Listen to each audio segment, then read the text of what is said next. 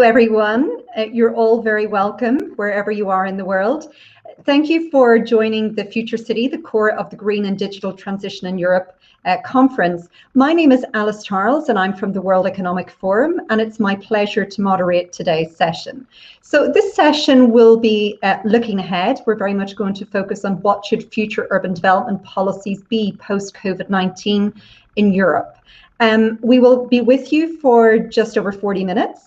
And in today's session, we have two esteemed panelists. So our first panelist is Mayor Mikael Kulvert, who's the Mayor of Tallinn in Estonia. And our second panelist is Normand Poppens, who's the Deputy Director General for Regio European Commission. You're very welcome to today's session. Just to remind you that today's session will indeed be interactive, so we encourage you, the audience who are watching, to comment, to ask questions, and just pop them into the chat to just let us know what you're thinking, if you agree or disagree with what some of the speakers are saying, or indeed if you have questions. If you have particular questions for one of our panelists, do let us know. So before we get started, what will be the focus of today's session? So what we will be looking at is both what is needed in the short and long term for cities to drive the European twin green and digital transition, and the role that they can play in unlocking economic, environmental, and social benefits during the recovery. So the attention will be drawn today to financing and collaborative tools that should be leveraged to help European, national, regional, and urban authorities to drive sustainable urbanization across their different territories post-COVID-19. So before we get started, I think it's worth flagging the capabilities of cities, which will help us think through some of the challenges and indeed the opportunities that will exist in cities. So in terms of their capabilities, we know that cities provide services to their citizens, whether it's affordable housing or education, for example. We know that they're regulators, so they control land use. We know that they're conveners of key stakeholders. We know that they have an ability to change citizen behaviour, and that's certainly been evident during the pandemic. And they have some limited powers in relation to financing, albeit that is to the sort of bottom of the list in terms of their abilities or capabilities. So we do know that they have a reliance on central government, for example, for financing. We know that it can be difficult sometimes to work with national and regional government because differences in political leadership, for example. And we do know that often cities cover large metropolises with numerous authorities that have to work together to drive transition. But we also know that if we are going to act on climate and decarbonize our cities, it does principally require action in relation to energy, mobility, and buildings, and cities have limited controls in driving those transitions. And these will be some of the issues that, of course, our esteemed panelists will be featuring and talking about today. So first of all, I want to hand the floor to Mayor Kulvert, who is the Mayor of Tallinn, who will provide a short presentation for 10 minutes or so. Mayor, the floor is yours. Thank you very much. So, the future city, if we talk about Tallinn, of course, a long-term vision for Tallinn is to become greener, smarter, more inclusive and more international than we are today. By following the principles of the SDGs, European Green Deal, European Pillar of Social Rights, and etc. in our strategic documents. The value and database development strategy Tallinn 2035 was co-created with universities, business sector, NGOs, and more than 5,000 citizens, focusing on people-centric urban space, green transition, close-to-home services, healthy and mobile lifestyle. In the Sustainable Energy and Climate Action Plan, Tallinn aims to reduce carbon emissions by 40% by 2030 compared to 2007 and achieve climate neutrality by 2050 latest. To reach our ambitious goals, we need action plans and financing. But first, we need a change in mindset. COVID-19 pandemic has some positive impact on this challenge, as people have realized that a global crisis is a reality that can be prevented in the future by doing things differently today. To support the change in people's habits, we as policymakers must make use of this situation and spread information to raise awareness, create suitable urban environments, and first and foremost, be role models. Change of mindset must start within the public sector. Tallinn City Government is an official partner of the Green Tiger platform, which is designed to boost environment awareness and create a basis for green economy in Estonia. In the city administration, we work according to the Green Office principles. Green and circular procurement models are being implemented. Supporting the transfer from linear to circular economy, Tallinn is creating circular economy centers that include business and creative incubators for companies and startups, and organize, of course, for community groups and citizens to introduce the circular economy principles. The urban garden movement that started as a result of public brainstorming is another example of inclusive awareness raising. There are 170 different municipal gardens in Tallinn. Preschool gardens for children, neighborhood gardens that help community building, and rental gardens for people with a lower income. The movement includes educational programs. Common events and workshops are organized. At present, more than 70,000 people are involved in the urban gardening activities. Tallinn is well known as a digital and smart city.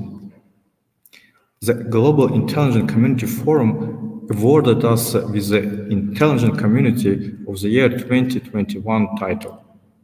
We were the NetExplo Smart City 2020 winner in the digital transformation category. The Cognizant Center for the Future of Work highlighted Tallinn as one of the 17 cities in the world where jobs of the future are created. Our strategic development is strongly based on science and knowledge. We work together with universities and startups to implement technology and smart city solutions into the everyday decision-making process.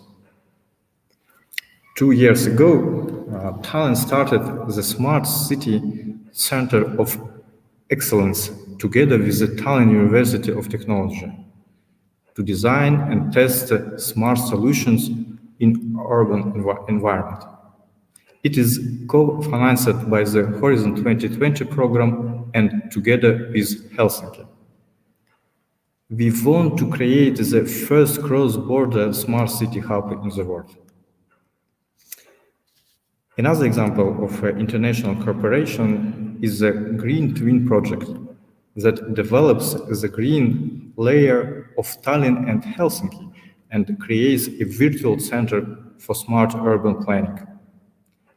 A 3D model containing a local plant material will be created for both cities, together with a digital double interface supporting it. This allows landscape changes to be analyzed and tested in a completely new way.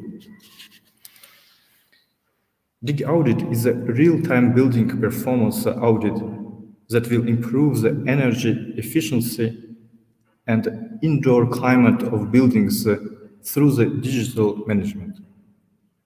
Monitoring of energy, ventilation, and air quality generates big data for comparison and diagnostics for the conditions of building.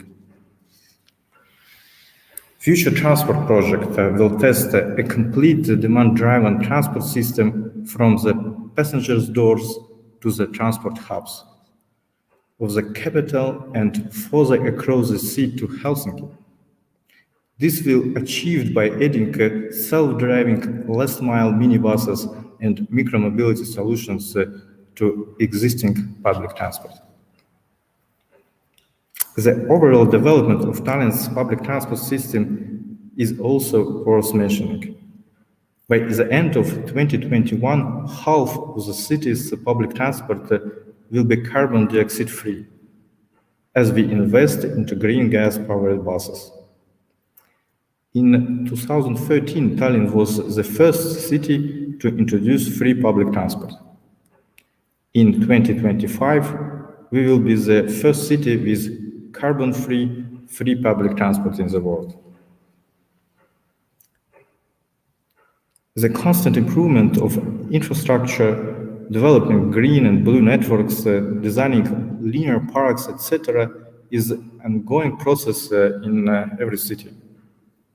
But I want to give one last example also from municipal engineering.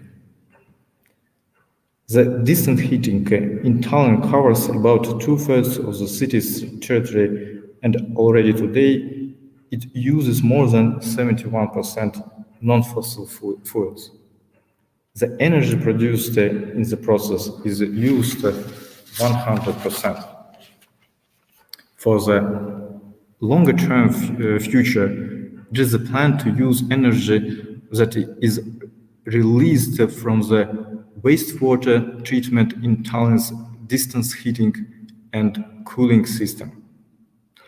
Today, the first fundamental research has been made, but of course, it will take several years to work out and test the best technology. In all long-term visions, the ideal city is green and carbon neutral, sustainable, human-friendly, inclusive, and smart. To reach these goals in 15-20 years, there are actions we must take in the next 2-3 years. And we as cities need support to do it. Financial possibilities of the European Union are good enough, but still not very integrated. The need for more integrated funds with less red tape attached has been brought up during most of the dialogues European city leaders have had with the Commission. And there are already some changes visible. I would like to bring up the importance of integrated planning and financing models to support holistic development in the cities. I will use a concrete example. Tallinn has financial support from the EU to buy trams. This is a very good decision, as trams are part of the green transportation. Tallinn has possibility to buy trams. Still, buying new trams as such does not solve our problems, as it needs also new infrastructure. But the infrastructure cannot be financed from the same budget. When rebuilding the infrastructure, it would be wise to redesign the whole street, both on the ground and under, reduce car traffic, build bike lanes that connect the tram stops, new rainwater collectors that support the maintenance of green areas around it, and so on. There are many logical connections between different stages of urban development. These stages and details must fit together both conceptually and physically. Today, many cities still take single action instead of solving bigger issues at the same time, or at least in connection. EU has a helicopter view on the best practices of European urban development. Knowledge and experience-based models for holistic development that are connected with the integrated financing could help the cities reach the ideal city vision quicker and in the long run, possibly also cheaper. Thank you.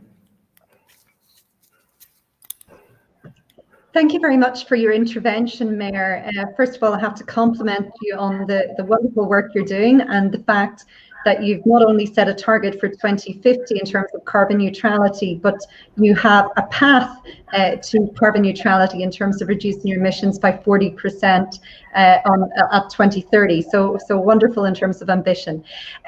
So I'd like to move to our second speaker, and after our second speaker, there will be an opportunity for us to hear all of your questions. So don't forget to post your questions in the chat. And indeed, if you have any comments for either panelists.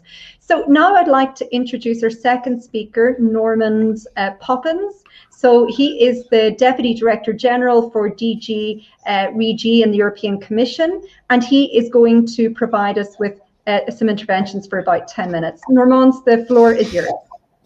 Thanks a lot, Alice, and I'm really happy to be part of this final session of this very interesting conference arranged by Forum Europe. But I just love the title, The Future City, and this is exactly what we need to think and discuss and also figure out how we support our cities, our urban areas in this pathway to lead us towards this green and digital transition and goals that we have established at the EU level.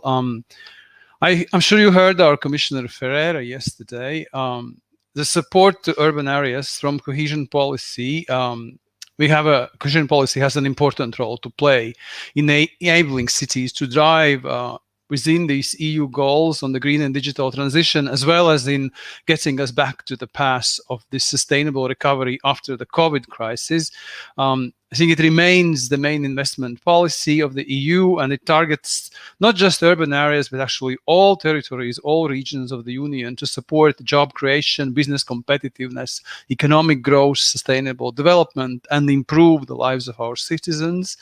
And I think urban areas, being the centers of these economic activities, knowledge generation, innovation, also play extremely important role vis-a-vis the participatory approach, engagement of our communities and our citizens in the policy design and implementation. So it is absolutely necessary for us that in this green and digital transition ambitions and also other EU thematic goals, that no city, no territory, no place, no person is left behind, and we mean it. So the bulk of cohesion policy funding, of course, will keep to be concentrated on less developed European countries, regions, and cities to help them to catch up. But I do believe that every urban area, every region in Europe can benefit from our policy. Our policy is not just about funding. It is also about important partnerships, about sharing of knowledge and finding together solutions that can be then supported from our funds, but that can help as well to unlock the potential for other funding sources and for actually improving our strategies and then based on them as well our projects. So I think we see this as we see cohesion policy as important part in this myriad of different actors, but we do believe in partnership and joint work. So I wanted to say that pandemic, of course, of coronavirus has shown us that the impacts of these crises always are asymmetric. It proved it again. And we needed to mobilize, we needed to unblock all the possible tools, including the funding tools under the cohesion policy, to help everyone to get through the crisis. I want to mention the Corona Response Initiative and also REACT-EU instrument, which is part of Next Generation EU as we speak, we are approving as a Commission the modifications to our current 14-20 period cohesion policy programs all over Europe to make sure that this year we will receive the REACT-EU funding as a continuation of the CRE package, to make sure that the investment is targeted to the most urgent needs, first of all. And we are funding the health sector, including the vaccinations. We are funding small and medium-sized enterprises, including the working capital, as well as support to different social needs, such as unemployment benefits through the wage schemes. But we also believe that REACT-EU should bridge this gap, or this bridge, become a bridge towards funding and investing in these green and digital priorities.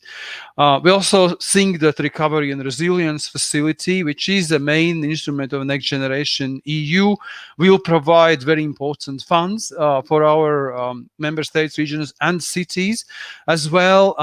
But that also, together with a cohesion policy, it will not be just a reactive instrument to the crisis. It will actually build the sustainable economies back, and I think will allow us to fulfill the green and digital transition goals.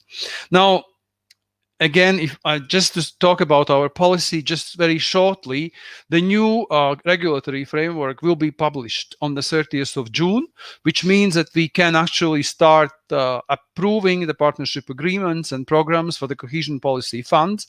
And there are very important priorities established in our policy.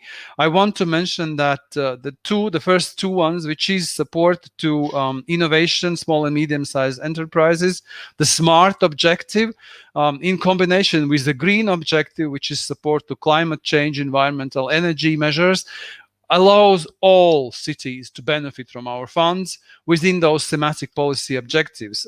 We will continue strongly supporting sustainable urban development, both through thematic calls and special territorial instruments under the 8% of urban earmarking of the European Regional Development Fund. And there, of course, we expect that more than 16 billion will be allocated directly to cities through our shared management programs. I want to mention as well a novelty, and there are few of them. First of all, this is for the first time, we will have a new policy objective, Europe Closer to Citizens, and we are introducing it, I think, by trying to address the needs, the concrete needs of integrated urban development strategies, and not just urban, but also particularly paying attention to cooperation between rural and urban areas through this concept of the functional territory. And for the first time, we will also be able to fund the priorities which are identified in these strategies, regardless of a thematic menu that we have also on the offer.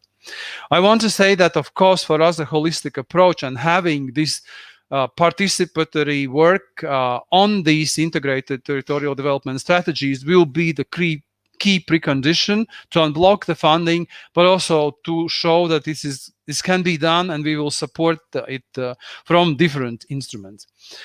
Just shortly, in the very end, I want to mention as well the EU Urban Agenda, which is very important, and there are important partnerships that still have to finish their work. There are important action plans which give tasks not just to the European Commission, but to everyone, to cities, but as well to national, regional authorities.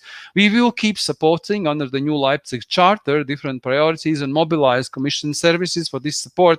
But I want to stress that in order to achieve this green, just and productive city, it is the work of everyone, again, jointly, because we need to figure out how this can be done in a cross-cutting and cooperative manner, with cities being involved. And so we will continue as well our outreach events, such as Urban Forum next year, and our networks where we discuss the solutions. We will continue with the instrument of the new European Urban Initiative. This will be a support tool which will encompass the funding for urban innovative actions, so helping cities to find innovative solutions for different priority themes, as well as it will be part of a capacity building tool that we are putting in place.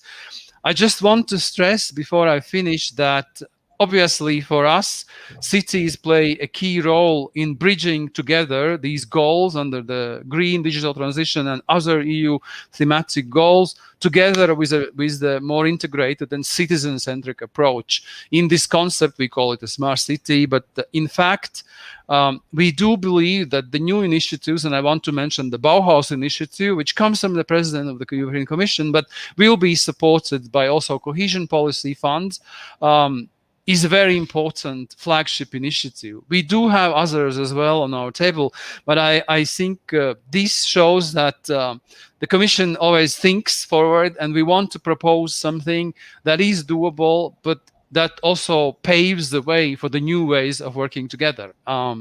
So just to finish, our DNA, I think, of cohesion policy consists of collaboration, partnership to find novel solutions on funding the most important investment priorities, and in doing so, bridging the thematic goals with territorial and urban approaches. I will mention as well that we will come up soon with a long-term vision for rural areas. And I stress it here, talking to our urban authorities, that both we need to take it seriously, that this contradiction between the rural and urban, for once, should be put aside, and we should start working together. With this, I will stop, and I will just say that we will be at your service. We will be working with our managing authorities to put our partnership agreements and programs in place as soon as we can. And we do believe that cohesion policy will keep playing a very important role for all of us. Thank you. Thank you very much for that, Normand. Very, very interesting presentation. So now I'm going to just ask you some questions that have certainly come to my mind as you were providing both of your interventions, and I will also bring in some questions that we've received from the audience. But if you haven't popped your question or comment into the chat yet, please feel free to do so. So first I want to turn to the Mayor. And Mayor, first of all, you know, I mentioned it earlier just to congratulate you on the amazing work that you're doing already. But one of the things that you asked for at the end was much greater integration of financing instruments that the European Commission is making available for financing this transition. And you highlighted the example of, you know, that you've one source of funding for buying trams and there's another source of funding for infrastructure, and the two need to be joint.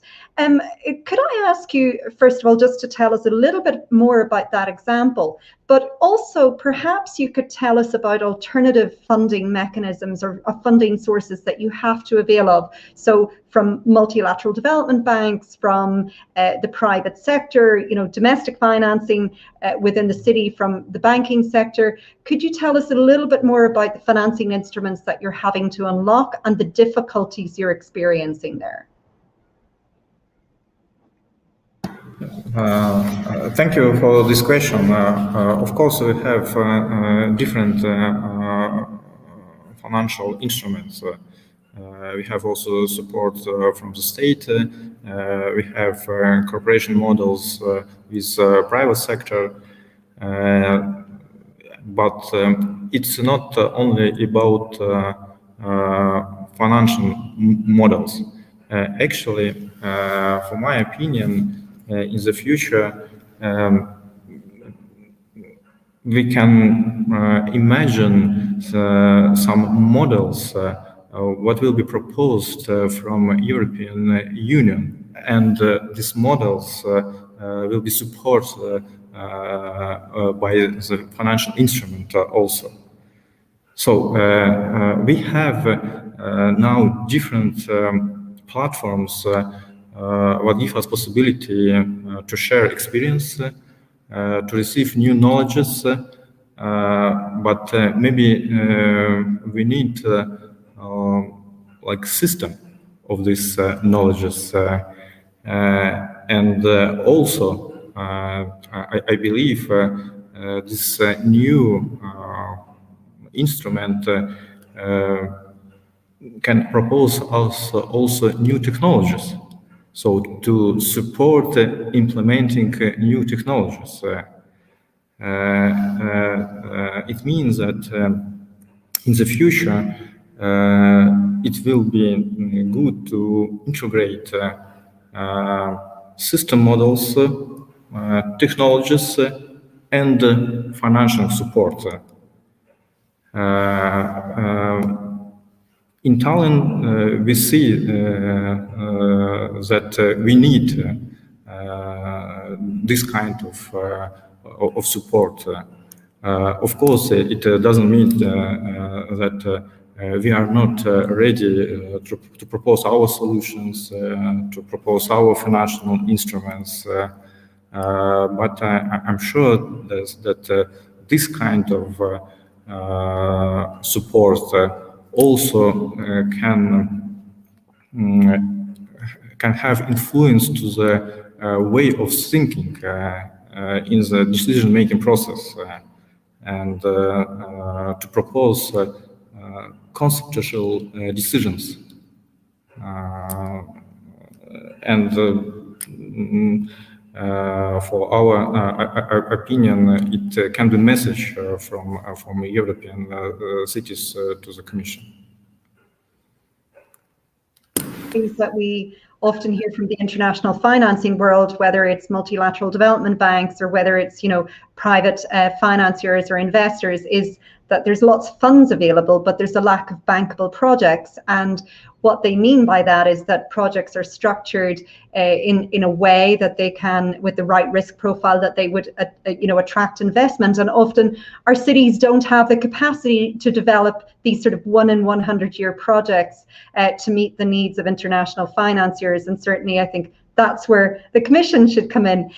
Just to sort of build on that point, Noormans, you know, one of the things that we hear from city networks who work with a variety of different mayors around the world is we often hear the message, listen to cities, listen to city leaders. And of course, the way the European Commission works is you work directly with the member state, and you work directly with the European Parliament to get your tri-way agreement. How are you trying to better listen to cities, bearing in mind there's often different political leadership between the nation state, if you like, the national level government and the city level government, which can create difficulties in working together?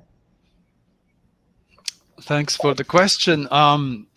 I don't think there should be any contradictions in the approach that we all have towards our cities and urban authorities. It is true that on the urban issues, there is no EU directive, there's no EU law. I mean, it's clear it's a process where the Commission is seen, I think, should be seen as a partner. Because there, our role really is not to tell member states what they should do with their cities, their territorial reforms. It is their, authority, and we fully recognize that.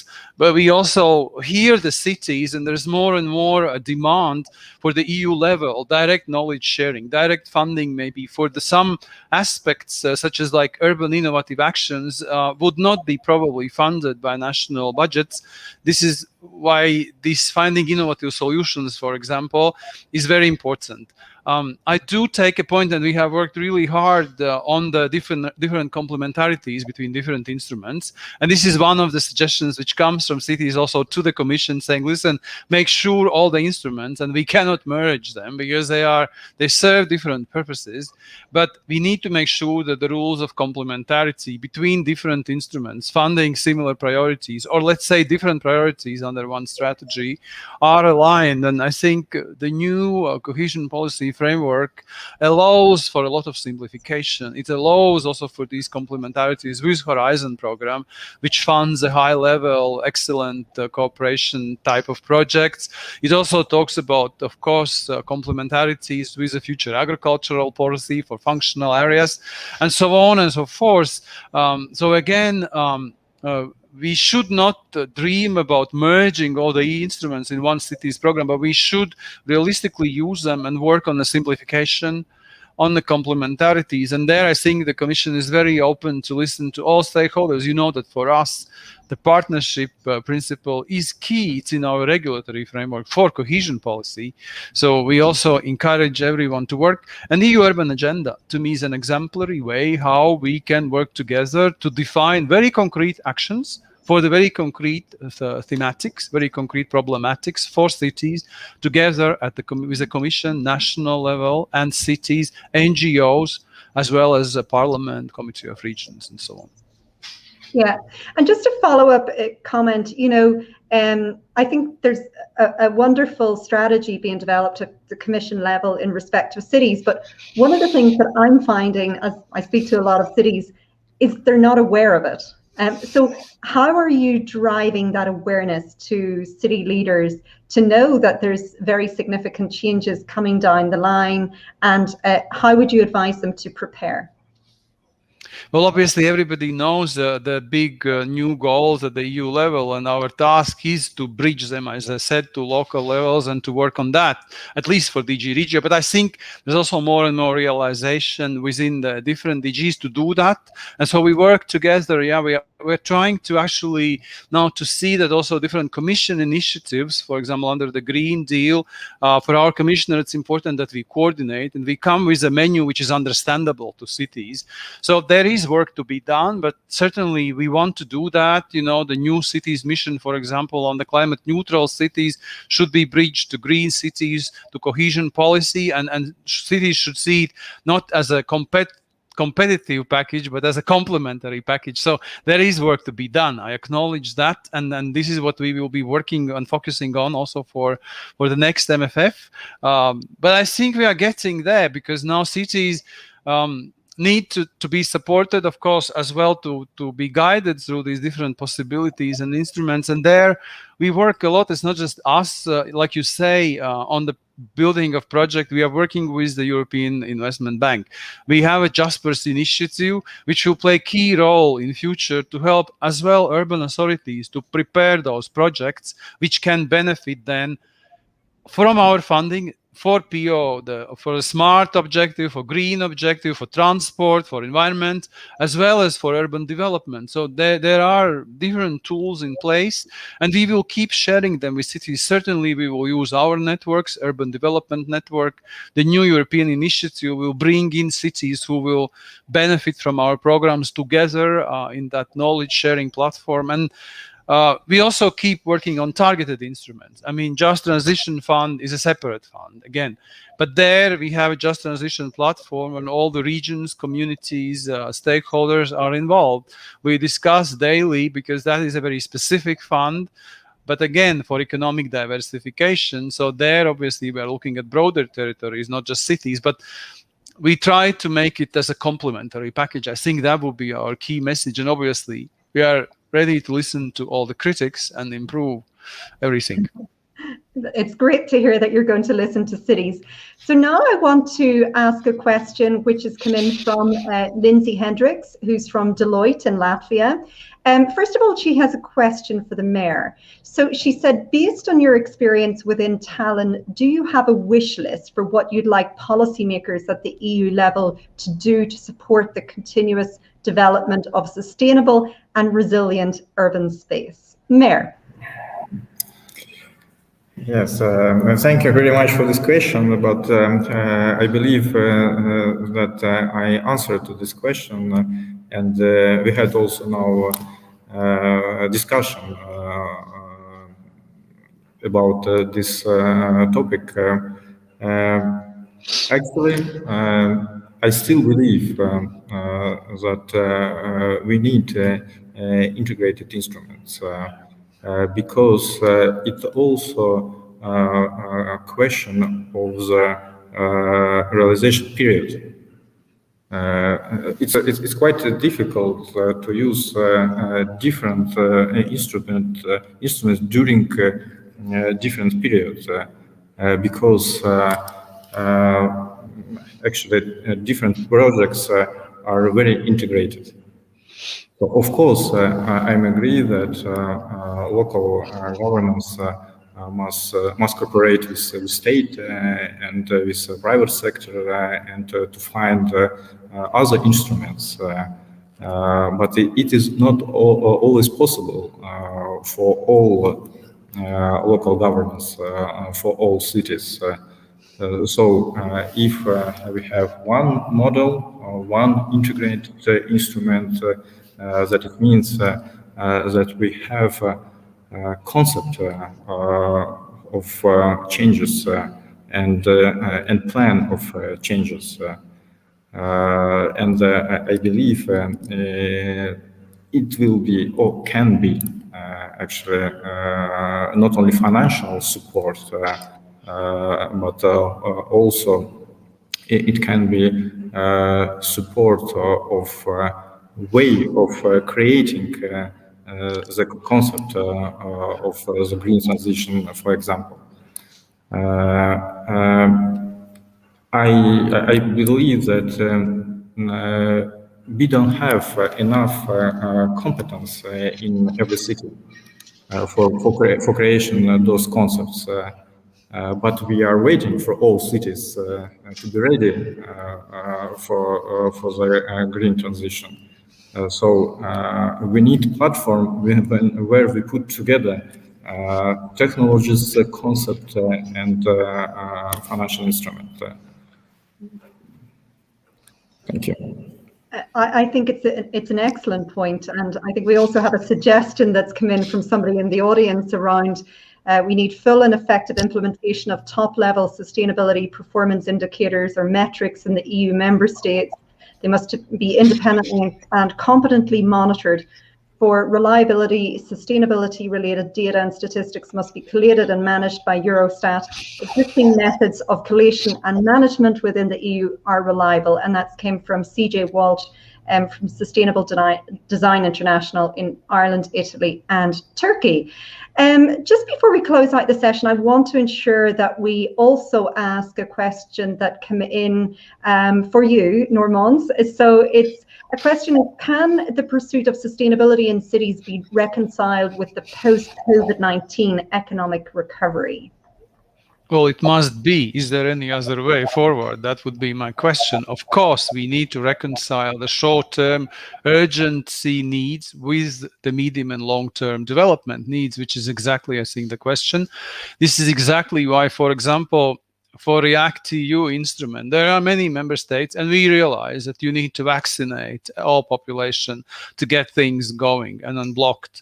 You need to support the working capital in small and medium-sized enterprises horizontally and unemployed people. But at the same time, what we are saying to our managing authorities, to member states, national, regional authorities, but just don't forget that, you know, when you unblock it, then there is something else there, and that investment should bridge this gap. So we insist that already from REACT-EU instrument, we do support projects within the green and digital transition for urban authorities, be it, but it has to be something, of course, that can be done still within the next 2-3 years, but the urban mobility projects, energy efficiency projects can be supported from REACT-EU and should be. So we insist on that percentage of support to the Green Deal in the REACT-EU already. And I'm not speaking about the new funds. The new cohesion policy framework is built on two principles: continuity and simplification. So we tried to eliminate and merge and simplify, but we tried to continue what is good. You know, there are 71 different measures on simplification. But at the same time, there are new requirements. I mean, we should be should open our eyes to necessity for more support to the green transition. It is not just because we say so. It is just because our planet is about to go down soon, and we need to do it. And we need to do it from cohesion funds. That's why the 30% earmarking and 37% earmarking to us is a minimum that must be achieved by every member state, by every program that we will be approving. Now, I think cities, and we heard it from the mayor of Tallinn, cities understand that very well, that they should be parts of this game. And this is why I can promise we will be pushing also more supporting cities and different territorial authorities within this, you know, localization of these important goals and getting real support. The Commission is there to support our urban authorities. It will be the themes we will all, I encourage you all to participate in our networks, the urban development networks, the urban forum, which we will be again again next year with our commissioner. In the meantime, we go out. I will speak to the capital mayors of Poland, capital mayors, and we try to have a dialogue. And it's very important for us to get the feedback as well. And definitely, we are trying to take on board when we develop the concrete support instruments to cities. Your mic is off. Oh, my apologies. Oh, it's okay. Yeah, okay. So I want to just highlight that, of course, a green recovery is also a jobs-led recovery. And whether that's retrofitting buildings, for example, it creates a significant amount of jobs. So I think that the two go hand in hand. Also, just to highlight, I think one of the things that's come out of today's discussion is that technology is very much an enabler of that transition. So the two do go hand in hand, the green transition and the digital transition. So I'd like to thank our panelists today. I'd like to thank the Mayor. I'd like to thank Normans for your contributions and indeed for being so great in answering everybody's questions. And thank you to our audience for participating, commenting, asking questions, and of course, watching for the last 40 minutes. Thank you, everybody, and it's great to see you all. Thank you. Bye-bye. Thanks a lot. Bye. Yeah, well, thank you, Alice, and thank you, everybody who joined this panel. And that concludes Forum Europe's inaugural Future Cities Conference. And we hope very much that you enjoyed the discussions across the 2 days. Don't forget that if you've missed anything, all the replays will be available on the website very soon. And you'll also be notified when this is the case. It's been a packed event with more than 500 participants.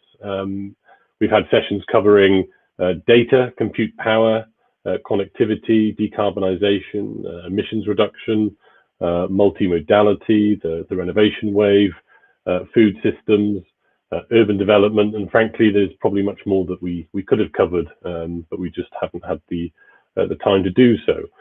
We're already planning for the next edition, and we'll be certain to keep you posted on developments on that front. If you're interested in learning more, please do get in touch.